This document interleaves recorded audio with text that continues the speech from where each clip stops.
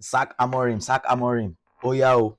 Social media experts where they use mouths play football on top media. Maybe I can't sack him now. Sack Amorim, sack Amorim, sack Amorim. The owners of the club have spoken. They have spoken. Co-owner Jim Ratcliffe has come out to back their manager, saying he will give him at least 3 years to prove himself as a great manager. You know, when we keep saying things here, it looks like we don't know what we're talking about. And everybody just goes off on this social media and media frenzy. Once a manager starts struggling, the next thing is, oh, sack him, sack him, sack him, without really putting things into proper perspective and a context. Sack Amorim, sack Amorim. They wanna go sack him. She be now on a get club. Go sack him now. You know, everything is not plain black and white. You've got to put things into proper context, and that's exactly what Jim Ratcliffe has done in coming out to publicly back his manager. And you know, when he was asked if he intended to give Amorim 3 years, Ratcliffe responded and said, "Yes, that is where I would be. 3 years, because a football is not overnight." And he continued in his words, the press sometimes, I don't understand. They want overnight success. They think it's a light switch. You know, you flick a switch and it's all going to be, roses tomorrow. No, you can't run a club like Manchester United, on a knee-jerk reactions to some journalist who goes off on one every week.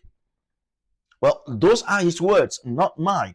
And his comments, came off on the back of Jamie Carragher claiming it is inevitable that Ruben Amorim will be sacked from the job before Christmas.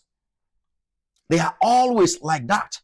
Pundits, ex-players, they are the ones ruining this club called Manchester United. Even Ruben Amorim said it recently that a media criticism and criticism from ex-players are getting into the minds of his players.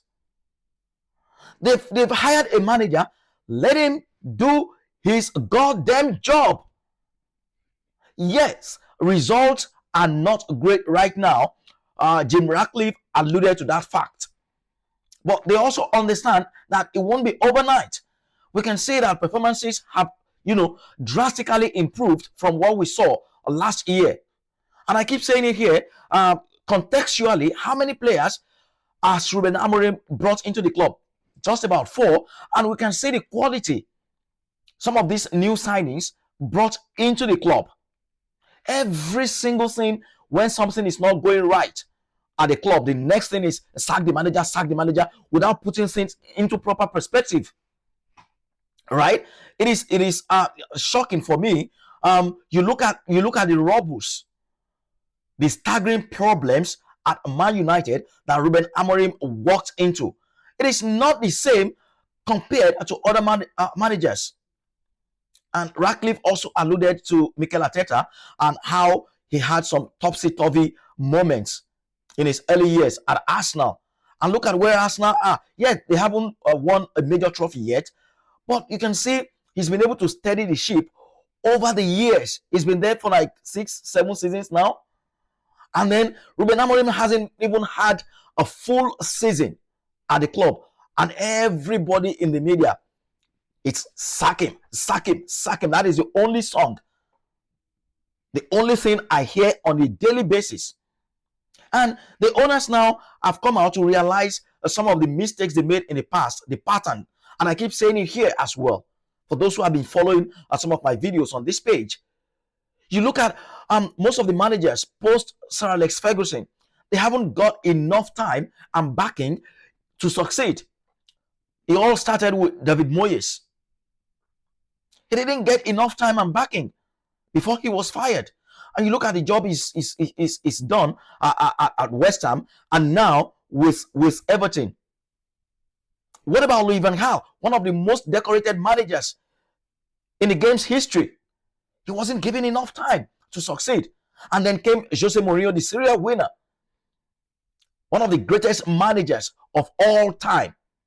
He came to Old Trafford, won them a European Cup with half the entire team on crutches against Ajax, won the League Cup and came second. And he also said coming second was his greatest achievement as a manager, considering the circumstances with which he achieved that. That is a serial winner who has, won everything football has to offer. But we didn't take a listen, yet he was fired. What about Ole Gunnar Solskjaer? Even though I still don't believe Solskjaer is a top manager, but at some point, Man United were even top of the table, the Premier League table. What did we do? They fired him. And then the only exception for me would be Erik ten Hag, who had about how many seasons? 3, 4, 5 seasons. And humongous spending on some reckless, useless players for Man United. And then you brought in Ruben Amorim, who did so well in Portugal. He has a clear direction of how he wants to play the game, a clear identity and philosophy.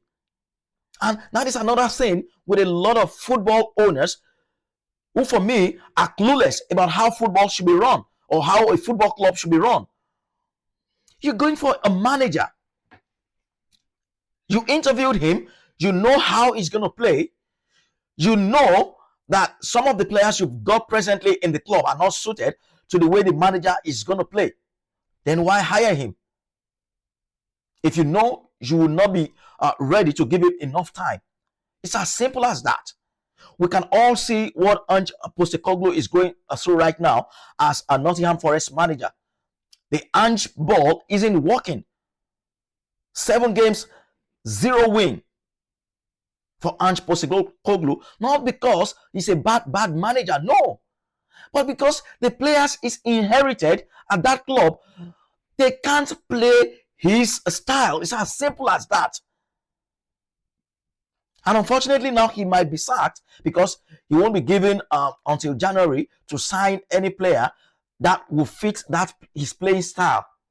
But you would think that people running that club should have known that before they went for him. It is the same thing with Ruben Amorim. They got him into Man United with some of the most useless players the club has ever seen. And you know the way he's going to play. He wants to play 3 at the back. He likes to press. But Man United haven't got the players with the legs, with the passion, with the determination, with the work rate to succeed in that system. Yes, I admit that he should tweak things a little bit to at least get some results, pending when he can get the players that will suit that sort of playing style. But we all knew from before he was hired, that's how he's going to play. But you haven't got the players. So the most sensible thing is to just give him the time to succeed, to put things right, to work with the players he's got, and also to be able to ship out some dead wood, which is gradually doing. He's gradually doing that. He needs at least 2 to 3 summer windows to clear out some useless players from the club and bring in the sort of players that will be suitable, that will play his kind of football. It's as simple as that. So I don't understand all this sack Amorim. And when you look at results this season, they haven't particularly been horrendous. It's lost to Manchester City. Well, anyone can lose against Man City. It's lost against Arsenal, and they completely dominated Arsenal. I still don't think they should have lost that game. If they had a decent enough goalkeeper in goal, they would never have lost that game. Because they played Arsenal from start to finish. That is a team with the best squad in the league. Context, perspective. Make una dey watch ball. Not be everything be black and white. Make una dey watch ball, they analyze objectively. He dominated and completely outplayed Arsenal in that game. Yes, they lost. Anyone, of course, can also lose against Arsenal. His face at Chelsea, they beating Chelsea. And now there is that humongous, huge game coming after the international break against Liverpool at Anfield. That wouldn't be a make or mar a game, if you ask me. Anyone as well could lose against Liverpool. And when you look at it, individual errors and mistakes have been the undoing of Manchester United this season, especially the goalkeeper and Bruno Fernandes, both of whom have connived single-handedly to cost United almost about 10 points already in the season. And we all pour that on the manager. Well, I'm sorry to say, shame on some of you with all these chop and changing things, the fire brigade approach to everything. Sack the manager, sack the manager, sack the manager. That is the only thing. Without really analyzing issues objectively and seeing the sort of squad he's inherited. Or two players up and down. Now we are beginning to see some improvement in the team, and then boom, you want them to sack the manager, and then they get a new manager in. The manager comes in, he sees that most of the players in this team, they are not suited to my play style. Then that manager comes in, struggles, waits for another transfer window to try and get things right, and then the cycle continues. For how long would you do that as a football club? Now, if you give him even, I would say 3 seasons is even too much. If you give Ruben Amorim 2 full seasons, and he's had one summer window now, let's give him another summer window, January and summer window, and results still don't improve. Trust me. Follow me on this page. Now then, Ruben Amorim by himself, he go hear him from me. But for now, I still believe he's a top manager. He has a clear focus of how he wants to play.